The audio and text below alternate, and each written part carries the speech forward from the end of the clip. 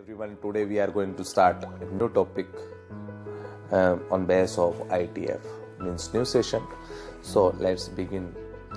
If a function in form of fog or cof, if fog x and cof x consist with its inverse, then we get variable like sine inverse consist sin x, then we get x. If x lie between -1 to 1, it is a compulsory condition. So some consequence properties are exist here. So let's start this magic.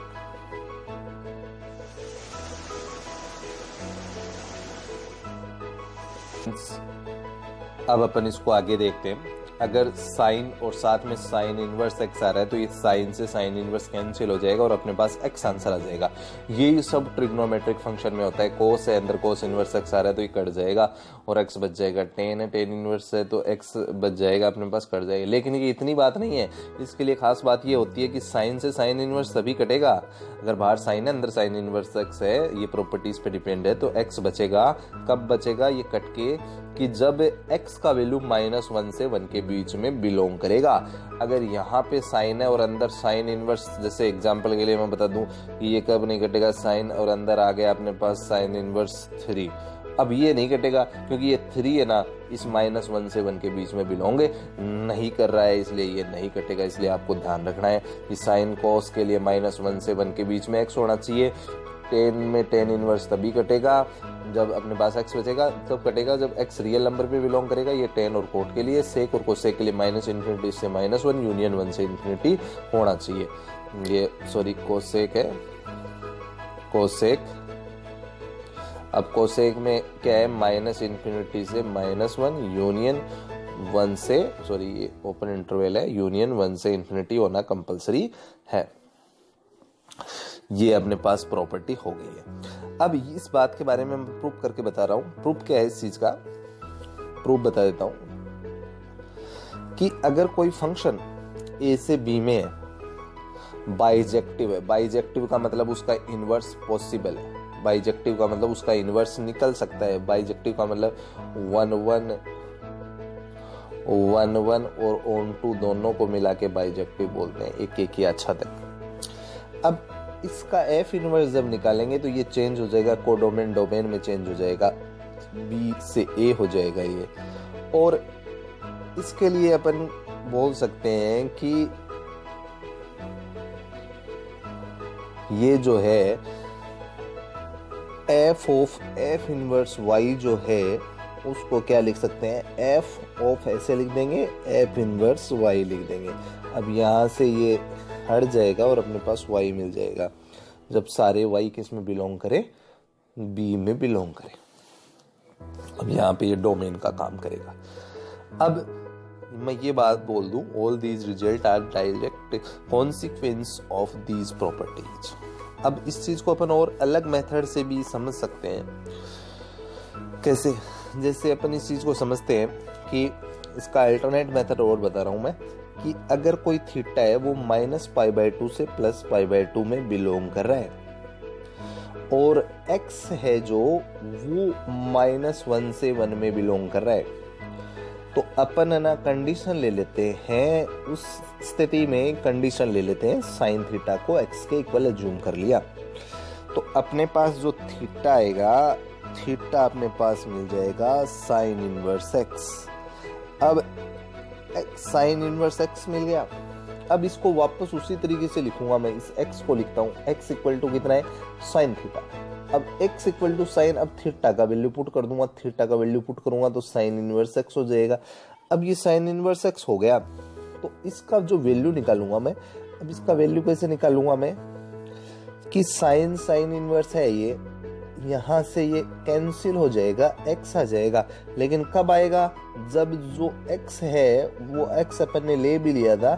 x किस में belong करना जरूरी है? -1 से 1 में. अब इसी तरीके से अपन बाकी ट्रिग्नोमेट्री, इनवर्स ट्रिग्नोमेट्री रेशियो के लिए ये चीज प्रूव कर सकते हैं. अब इस चीज को अपन आगे देखेंगे.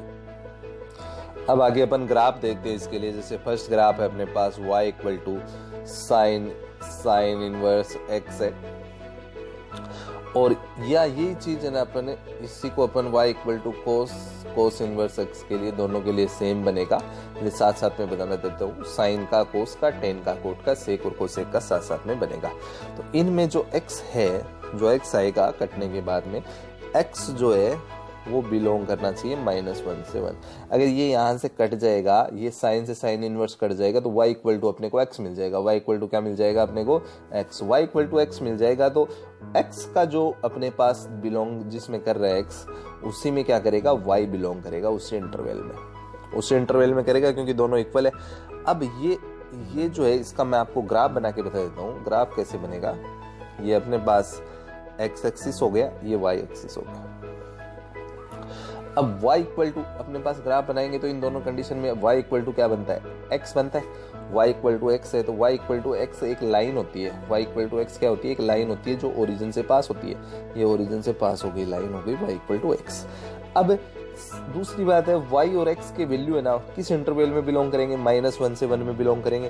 तो इस बात का बहुत अपने को ध्यान रखना है कि ये लो, इसको अपन यहाँ पे तो क्या हो गया? +1 हो गया y का वैल्यू, यहाँ पे x का +1 हो गया, और ऐसे नीचे जो है, नीचे भी वैल्यू बना देता हूँ मैं, यहाँ पे y का -1, यहाँ पे x का +1। तो ये -1 से +1 के बीच में ही बनेगा। इसका ग्राफ इससे आगे नहीं जाएगा। आप यहाँ पे होल्ड कर देना, इसको आगे मत लेके जाना। अब ये जो एंगल है y equal to x line होती है, उसका 45 डिग्री होता है, और ये जो लाइन है ये y equal to x line है। ठीक है, अपन इसको समझ सकते हैं। अब ऐसे ही ये चीज अपन, इसका ग्राफ जो है पढ़ा है, उसी तरीके से अपन tan इनवर्स का पढ़ेंगे। y equal to tan inverse का, और y equal to cot inverse x का, इन दोनों का भी सेम है। अब यहाँ से आप इसको काटोगे ना तो आपको y इक्वल टू x मिल जाएगा। ऐसे यहाँ भी काटोगे तो y इक्वल टू x मिल जाएगा। इसका मतलब x tan और tan इनवर्स में जो x होता है, ये x होता है, वो क्या होता है? रियल नंबर में बिलोंग करता है। तो काट दोगे तो y भी किस में, इस y और x सेम है, इसलिए y भी किस में बिलोंग करेगा? रियल नंबर में। अब यहाँ पहले इस साइन इनवर्स वाले में वापस देख लेते हैं, क्योंकि ये पीरियोडिक नहीं है, क्योंकि रिपीट नहीं हो रहा, तो इसको अपन क्या बोलते हैं? एपीरियोडिक भी बोलते हैं। ऐसे इसमें देखते हैं। अब इसका ग्राफ बनाएंगे तो ये x एक्सिस हो गई, ये क्या हो गई अपने पास से? y एक्सिस हो गई। अब इसका ग्राफ बनाएंगे तो ये भी y इक्वल टू x ही है, लेकिन ये रियल नंबर है, इसकी कोई बाउंडेशन नहीं है। x और y के कुछ भी वैल्यू हो सकते हैं। तो अपन इसको यहाँ एरो लगा देते हैं, इस लाइन को, ये स्ट्रेट लाइन है, y equal to x line है, y इक्वल टू x हो गई। ये भी एंगल 45 डिग्री है, और अब इस पे एरो लगा दिया। इसको तो अपन -1 +1 पे क्लोज कर दिए थे, ये एरो लगा दिया, मतलब ये रियल नंबर पे कहीं भी जा सकती है, कितनी भी लंबी लाइन हो सकती है, इसका कोई आइडिया अपने को नहीं है। उसके बाद में थर्ड जो है, थर्ड में आपको बताता हूँ, y इक्वल टू क्या है?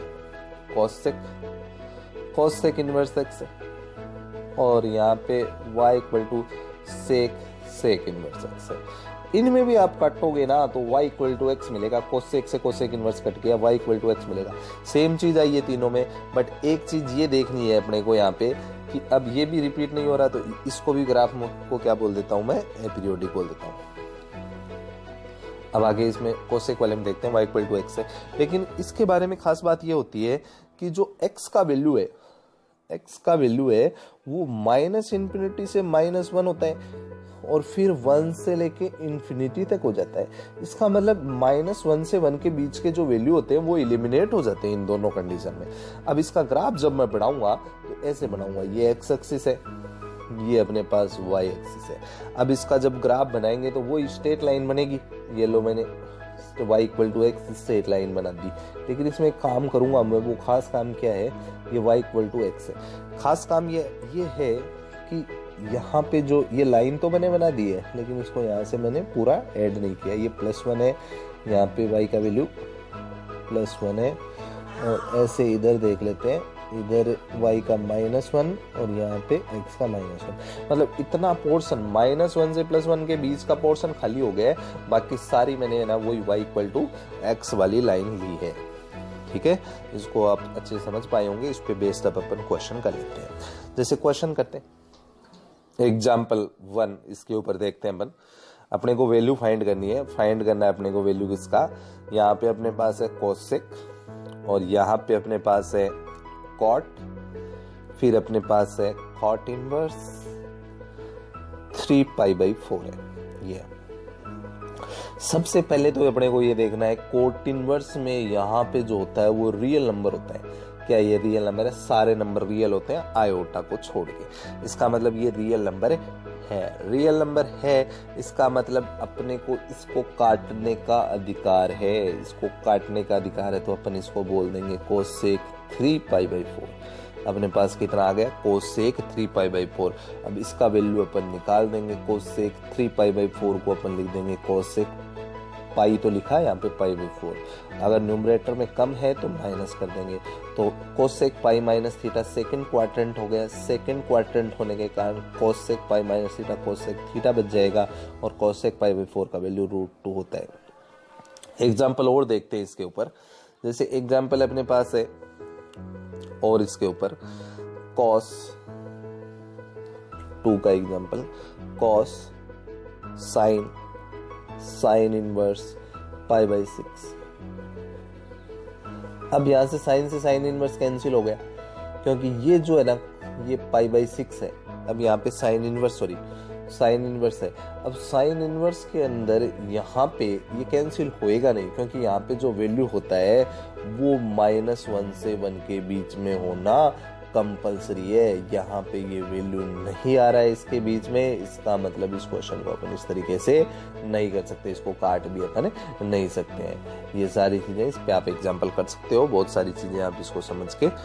ओके, अगर ये वीडियो आपको अच्छा लगा हो तो चैनल को जरूर सब्सक्राइब करें, लाइक करें और कमेंट